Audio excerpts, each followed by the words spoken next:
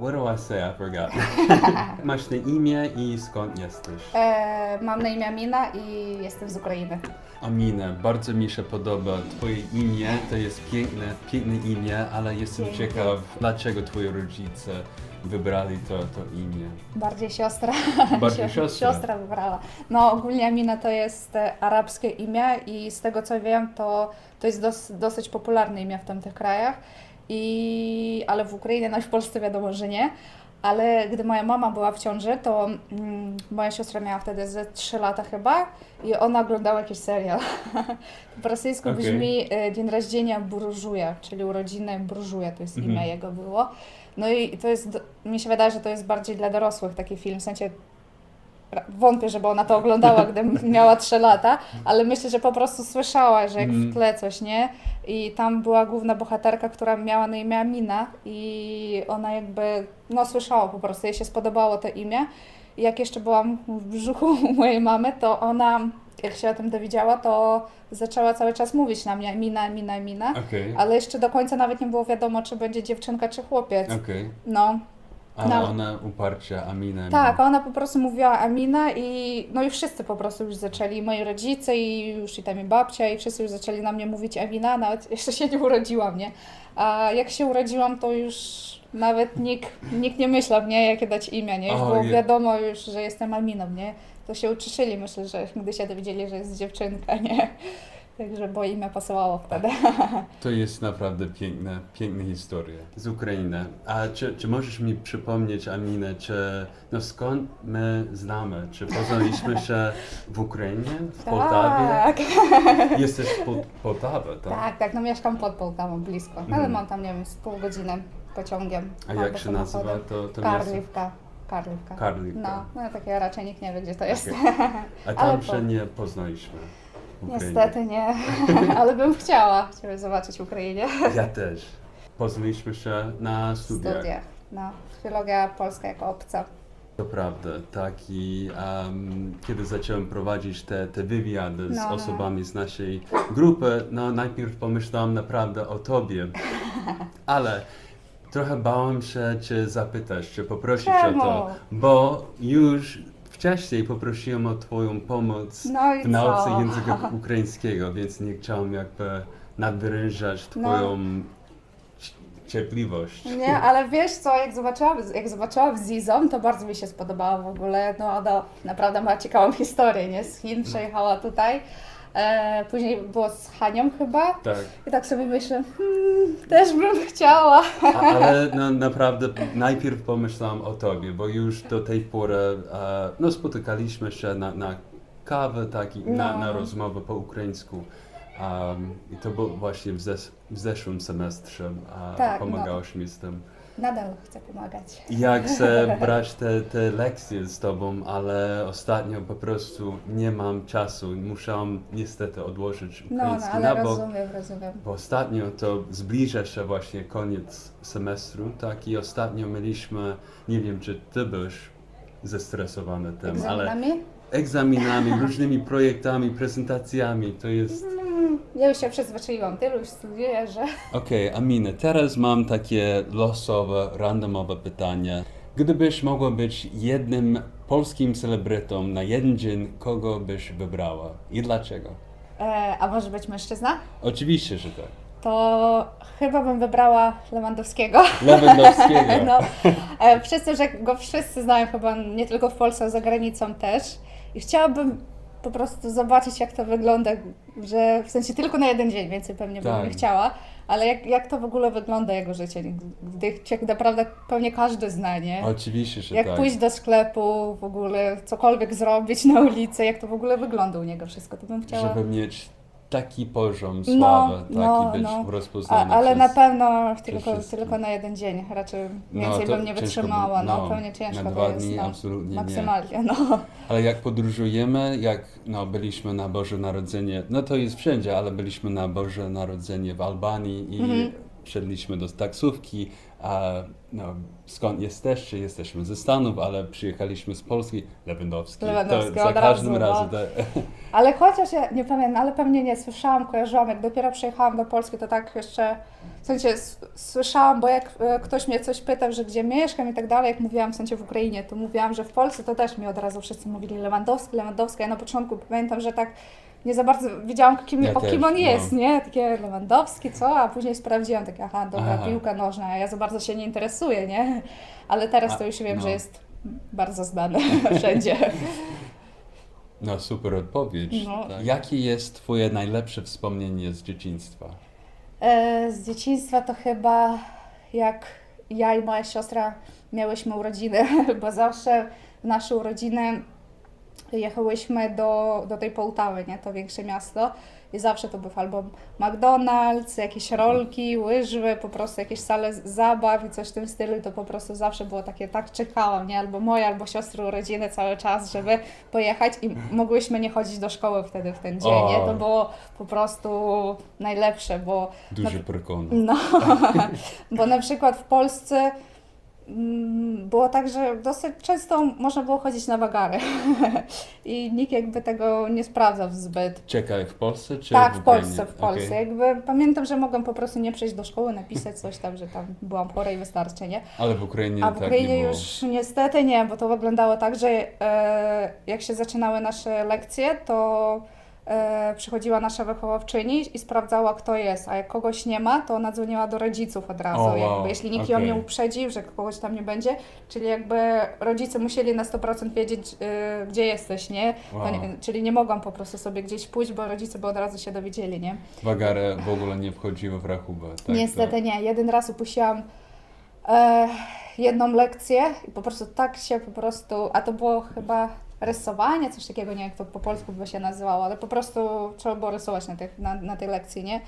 I upuściłam ze swoją przyjaciółką, w toalecie siedziałyśmy. Tak po prostu tak się bałam, że ktoś po prostu nas zobaczy i już myślałam, że już nie wiem, najgorsze się stanie coś, nie? Ale czy koniec końców rodzice dowiedzieli się? Nie dowiedzieli się, bo to już były chyba ostatnia lekcja wtedy była, czyli jakby już nikt nie sprawdzał. Super. No, Więc ale... warto było zaryzykować. No i to chyba jedyny raz, kiedy ja to zrobiłam. Dlatego jakby, gdy nie mogłam iść do szkoły, to było dla mnie takie wow, mogę nie iść do szkoły, Przepraszam, ale jak miałyście urodziny, zawsze wzięłyście dzień wolny? Tak? Zawsze. Okay. Albo moja siostra, to zawsze był dzień wolny dla nas, oboje? Obuch? I razem pojechałeś? Tak, no jechałyście z rodzicami, tak, do tego miasta i zawsze po prostu, no taki cały dzień dla nas, Super, nie? super tradycje. No to chyba takie... Obiad w McDonaldzie. No, słuchajcie, teraz to już nie jest, może w Polsce to nie wyglądało tak jak u nas, ale dla mnie kiedyś McDonald's to był taka restauracja, nie? Takie coś i nie był jakiś tani, może mi się wydawało wtedy tak tylko, ale mi się wydawało, że był drogi po prostu i że to było takie wow, coś McDonald's, burger, to nie tak, co jak teraz mogę co chwilę pójść i zjeść, co chwilę, nie? A wtedy to było dla mnie święto.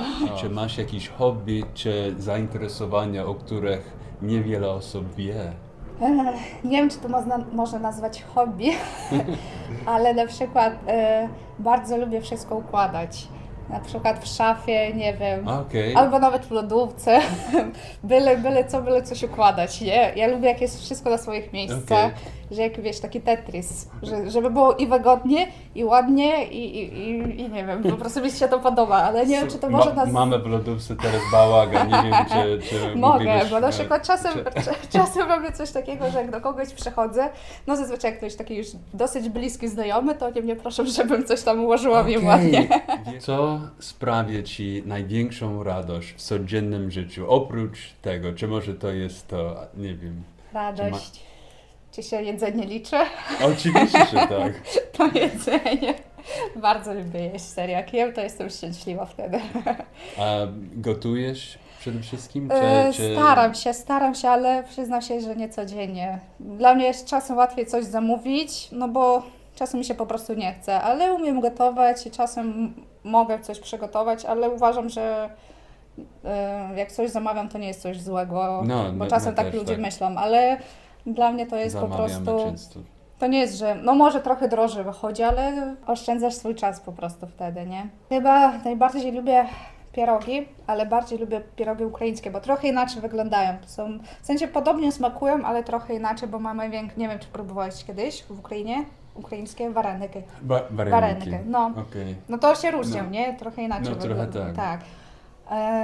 To chyba i lubię bardzo schabowe z ziemniakami. Okej, tak I w jak Polsce Adi, i w tak. Ukrainie mamy podobnie, także albo devolaj. Devolaj. Też, no też I Ukrainie. schabowa w języku ukraińskim?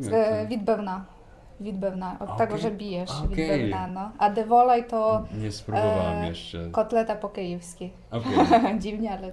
Tak, najpierw miałam filologię rosyjsko z ukraińską i wybrałam to dlatego, że myślałam, że będzie bardzo łatwo i że nic nie będę robiła.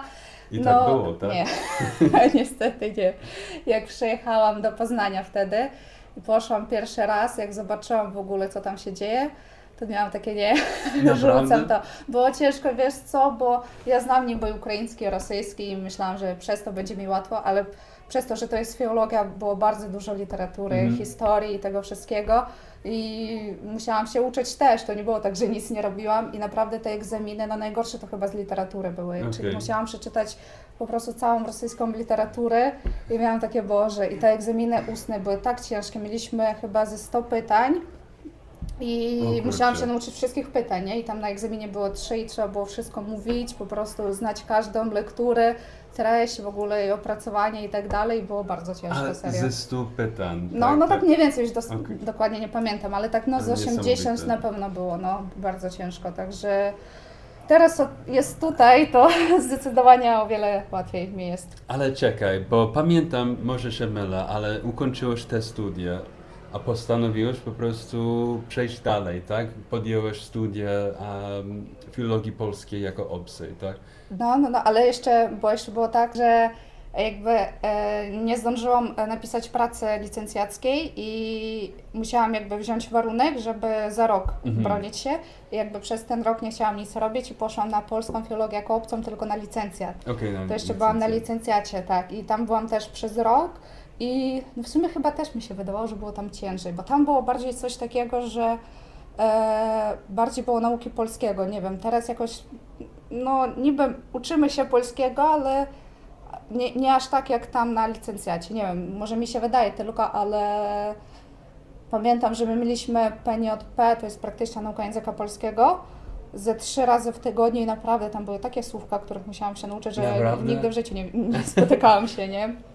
Także... Ale to też to było filologia polska dla obcokrajowców, tak, dla obcokrajowców, ale A wyszło... to było ciężej, tak? Tam, Tak, i mi się, no nie wiem, na licencjacie. może nie było, ale mi się wydawało, że tak, Okej. no bo no, większość osób, może przez to, że teraz mamy coś takiego, że jest mało osób, na przykład, no, kto jest z Ukrainy, ja i jeszcze jedna osoba chyba u nas, trochę osób z Białorusi jest, a tak to większość jest osób z Chin, z Ameryki, z Islandii i tak dalej i może przez to nie jest taki wysoki poziom, nie wiem, może mi się wydaje tylko, ale... Myślę, że tak. No, ale tam gdzie było na licencjacie Właśnie. ja byłam, to było u nas coś takiego, że my mieliśmy podział grup. Jedna grupa to było jakby trochę lepsza i pisaliśmy egzamin taki. Jedna grupa to była trochę lepsza, a druga trochę gorsza, nie wiem, no, może nie gorsza, ale po prostu niższy poziom polskiego. Czy to zależało od krajów pochodzenia? No właśnie mi się wydaje, że trochę tak, bo no tam gdzie był niższy poziom polskiego, to tam większość osób to była właśnie z Chin,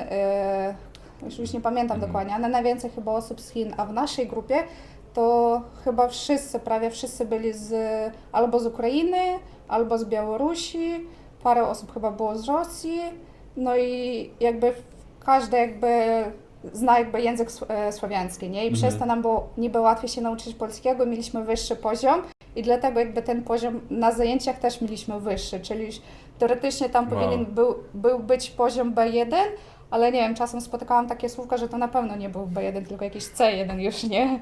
Mówisz po polsku świetnie i to nie jest tylko dlatego, że twój język czy języki ojczyste są językami słowiańskimi, tak? Znasz oczywiście ukraiński, rosyjski, ale jeśli chodzi o język polski, masz bardzo ciekawą historię z tym związaną.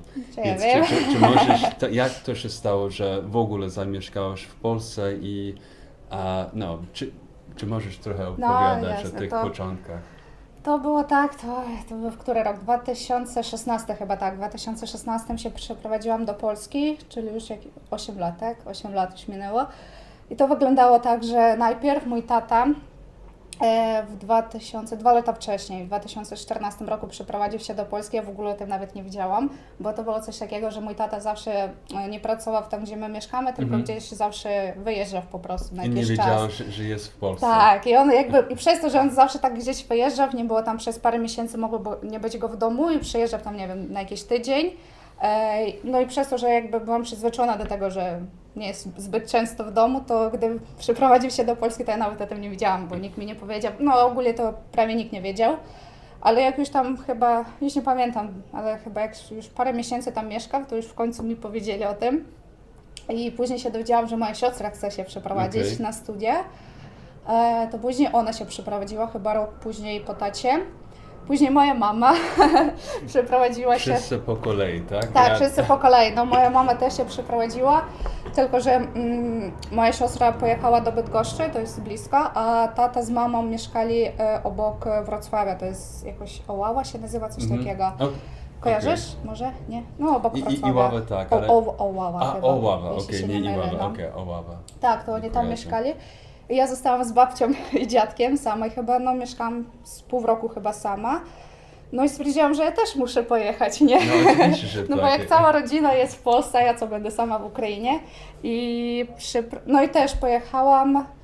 No najpierw mieszkałam pół roku z dziadkami, uczyłam się polskiego i stwierdziłam, że... W Ukrainie, Tak, tak? tak. Już, fajnie, że, No, że przed przeprowadzką Niby już tak, zaczęłaś. wiesz, zaczęłam się uczyć, ale to było tak, że jeździłam, bo w moim mieście nikt nie prowadzi polskiego, nikt nie zna po prostu i musiałam jeździć do innego miasta, do Połtawy, co jest blisko nas.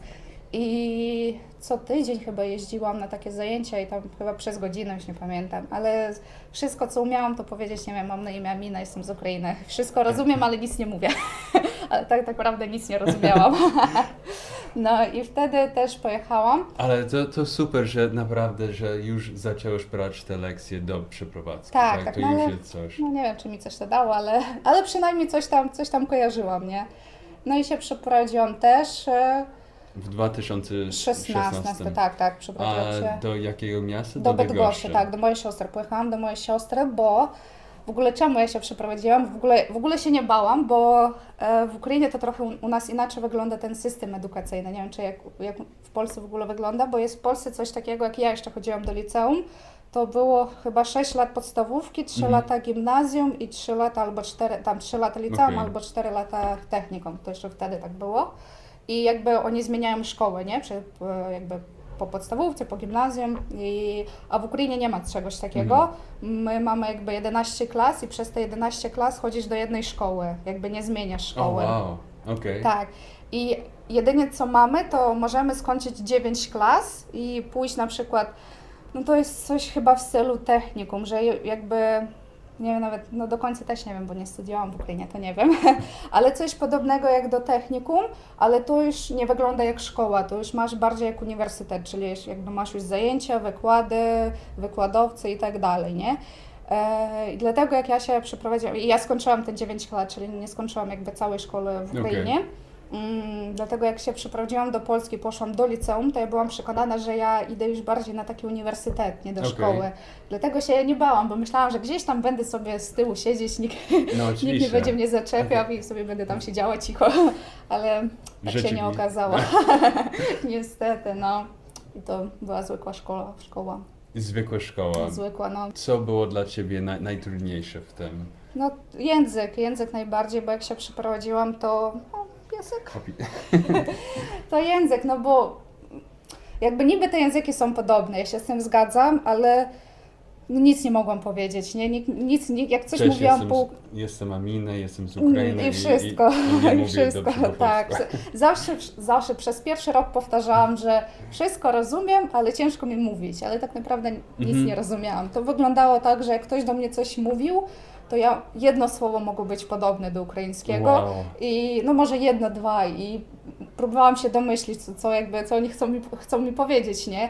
a ja to w ogóle nic nie mówiłam, a było mi tak ciężko, bo jestem dosyć otwartą osobą i chciałam się, i widziałam, że oni chcą mnie jakby poznać, podchodzili, wszyscy do mnie podchodzili, pytali w ogóle co i w ogóle czemu ja tu jestem, nie?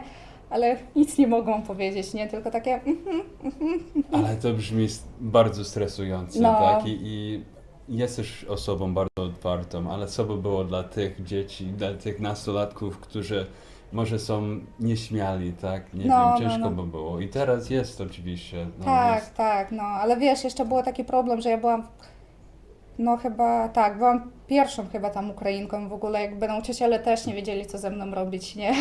Siedzi jakaś nie wiadomo skąd przyjechała i było przez to też ciężko, nie? Że jakby nie było jeszcze wtedy, w sensie Ukraińcy byli już, nie? Dosyć, nawet dużo, ale bardziej to gdzieś na studiach albo do pracy przyjeżdżali, a tak, żeby w liceum to prawie no, kilka osób może chodziło do liceum jakby z innych krajów, nie? Już tam do końca nie wiem, ale A czy ci nauczycieli, nie wiem, dostosowali się do ciebie, czy... nie wszyscy. Nie wszyscy. Niestety nie wszyscy, ale większość tak, za co jestem bardzo wdzięczna, bo większość no rozumieli po prostu, nie, że jest mi ciężko, ja w większości nawet jak coś umiem, to na przykład nie jestem w stanie, nie wiem, miałam kartkówki, sprawdziany i tak dalej, ale czasem nie byłam w stanie napisać tego, nie wiedziałam jak to jest po polsku, nie, i czasem było tak, że nawet na początku to ja nie pisałam w ogóle z żadnych sprawdzianów i kartkówek, bo jakby rozumieli, że nic nie napiszę tam, nie? A na przykład pamiętam jedna taka nauczycielka, przyszłam i ona mi od razu dała kartkówkę, czy tam sprawdzian, już nie pamiętam co to było a ja do niej, przecież ja nic nie napiszę tutaj, nie mówię po polsku nawet, ona, że jej to nie obchodzi, nie? Że to jest moja wina, niestety. jakby, jeśli ja tu jestem, to jakby no ma rację, nie? To muszę się wszystkiego niestety. nauczyć, nie? Także... Ale to nie jest dobre podejście. No, to ale rzadko się brak to się zdawało. zrozumienia. No, rzadko tak było. Większość to rozumieli po prostu, nie? I jak przychodziłam na zajęcia, to czasem próbowali mi jakby inaczej to tłumaczyć. Miałam dodatkowe zajęcia z polskiego ze swoją nauczycielką. Ona też prowadziła nasz język polski, bo w ogóle trafiłam tutaj w Polsce jest coś takiego, że wybierasz jakby sobie profil, nie? I ja jakimś cudem wybrałam sobie profil humanistyczno-kulturoznawczy, jakoś tak to się nazywało, czyli miałam rozszerzony polski i historię. Nie wiem, jak to się stało, ale no miałam rozszerzony polski i miałam dużo polskiego, ale bardziej to u nas na przykład w Ukrainie mamy język ukraiński oddzielnie i język polski do końca jakby szkoły, nie? Do końca jakby, no po prostu do końca.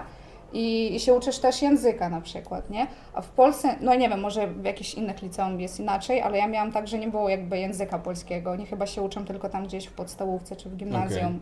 I ja miałam tylko jakby literaturę i brakowało mi samego języka. O, wow. Tak, i dlatego ja miałam dodatkowe zajęcia z tą swoją panią od polskiego.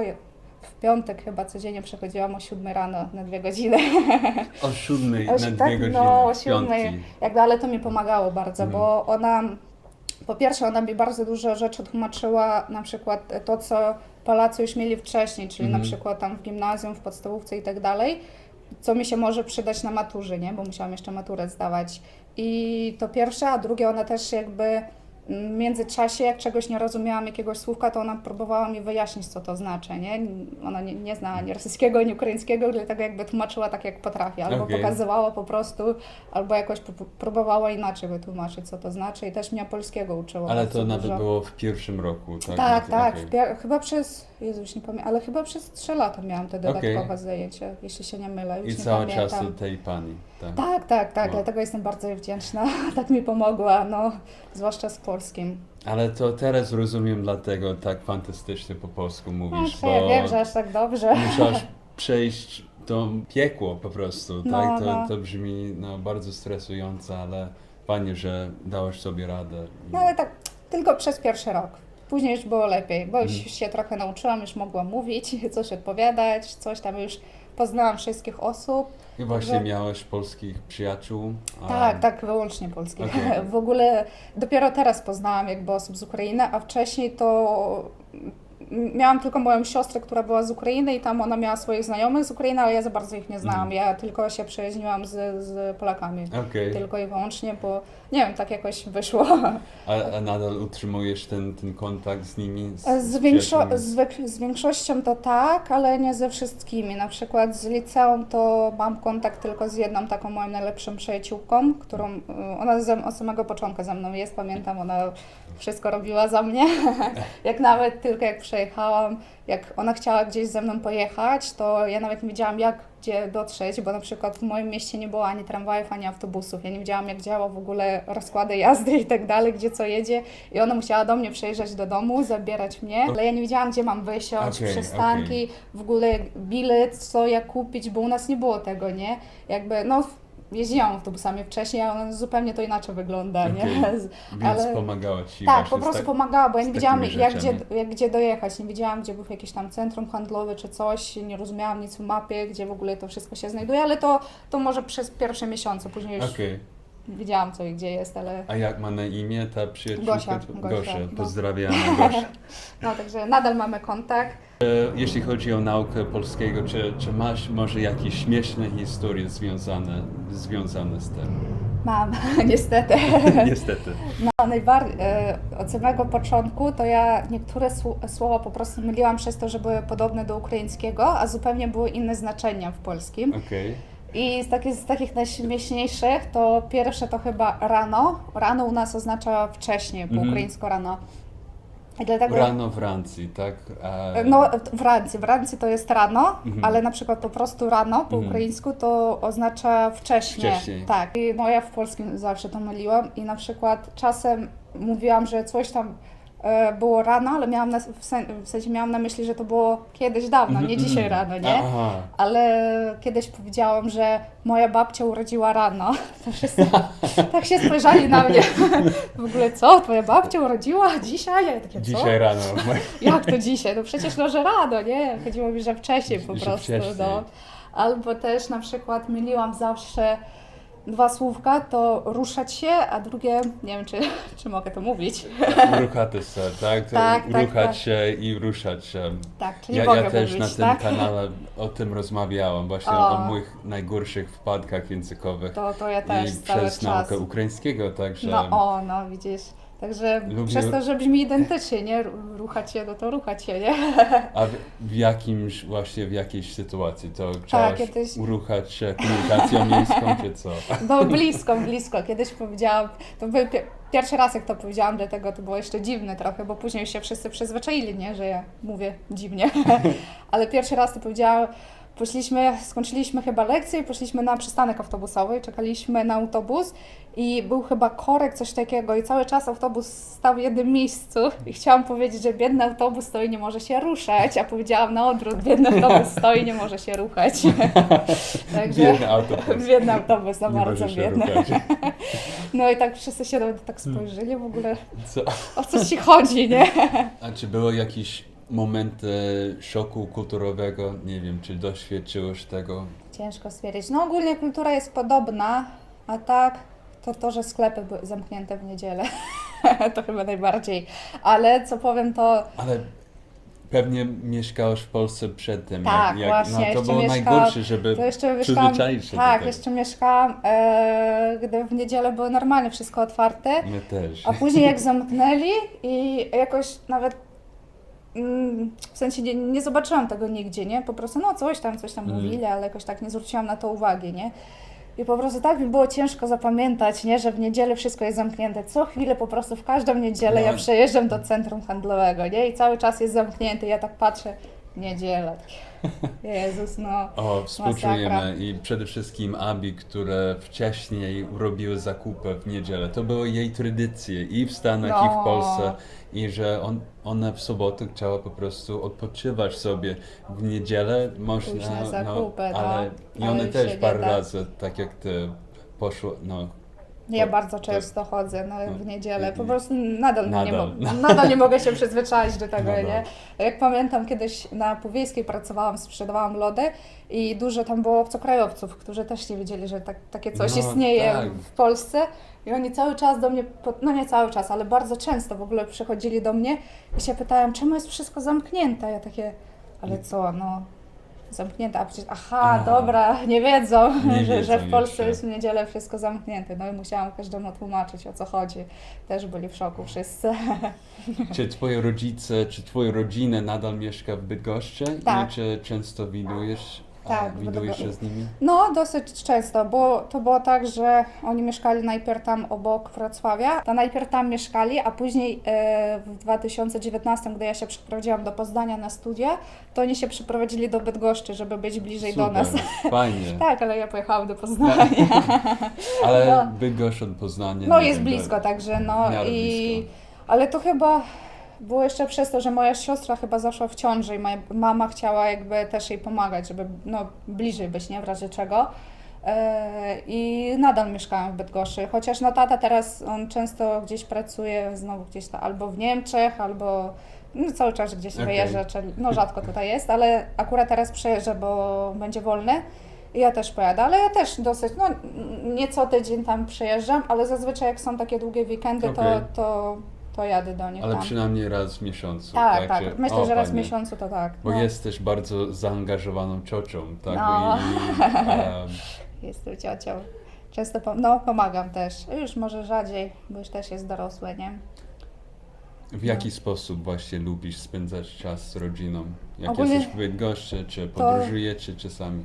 No to zazwyczaj to wygląda tak, bo moja siostra z jej mężem, oni mają działkę tam pod Bydgoszczą i zazwyczaj jak ja przyjeżdżam, to jest weekend i cała rodzina się zbiera na tej działce, czyli moi O, fajnie. rodzice, no jeśli tata jest, moja siostra z mężem, jego rodzice i ich syn też, nie? I ja przejeżdżam czasem jeszcze, no po prostu cała rodzina, nie? Super. Się zbiera na tej działce, no i tak chyba to- Gotujecie, nie wiem. tak, zawsze mięso, szaszłyk, nie wiem, O, czy kojarzysz, jakieś, tak? tak, robicie grille, Tak, no tak, coś w tym stylu, że grill, no. Także to jest chyba najlepsze spędzanie Super. czasu z nimi. Nie tylko, że w domu się siedzi, no. A czasami z twoją siostrą i jej mężem tak podróżujecie Tak, tak, tak. po Europie, tak? No bo to wyszło tak, że gdy moja siostra urodziła, to była akurat pandemia. I urodziła rano. Nie urodziła. No, ona w sumie też rano A urodziła. no. też rano. Też urodziła. rano urodziła, no. Też tam, ile ona tam miała? Z 22, 3, już nie pamiętam. No i akurat ja też nie miałam, w sensie miałam studia, ale zdalnie wszystko i wróciłam wtedy do Bydgoszczy i po prostu wyszło tak, że przychodziłam codziennie do niej do domu i pomagała z małym, no bo jej też było ciężko, no i razem było łatwiej, nie? I później chyba po roku oni zdecydowali się, że pierwszy raz pojadą gdzieś w podróż z dzieckiem, nie? On miał wtedy chyba rok. Wow, super. Tak, i wtedy to chyba było, jeśli się nie mylę, chyba to była Chorwacja. I jechaliśmy samochodem. I żeby było im łatwiej, żeby czasem chociaż mogli oddać komuś to dziecko, to wzięli mnie ze sobą, nie? Żebym pomagała. Darmowa podróż, ale musiałaś Ale trochę... tak, taka wiesz, pracować, tak? opiekunka nad morzem gdzieś. No i tak wyszło, że w sensie nie, że jakoś super często gdzieś jeździmy, po prostu jak już gdzieś jedziemy, na przykład nawet do Chorwacji, jak teraz ostatnio byliśmy, to po prostu wychodzi na to, że gdzieś, no tam Włochy są blisko, nie? To jedziemy do Włoch, Wenecja, coś tam. Także wychodzi na to, że dużo gdzie byłam, ale to nie jest tak, że cały czas jeżdżę gdzieś, nie? Okej, No, także to jest fajne. super. Amina, bardzo Ci dziękuję za spotkanie, za rozmowę. Ja Tobie też. Bardzo się cieszę, że przyszłaś dzisiaj i bardzo się cieszę, że Cię poznałam na studiach. Więc, Ja również. dzięki, Amina.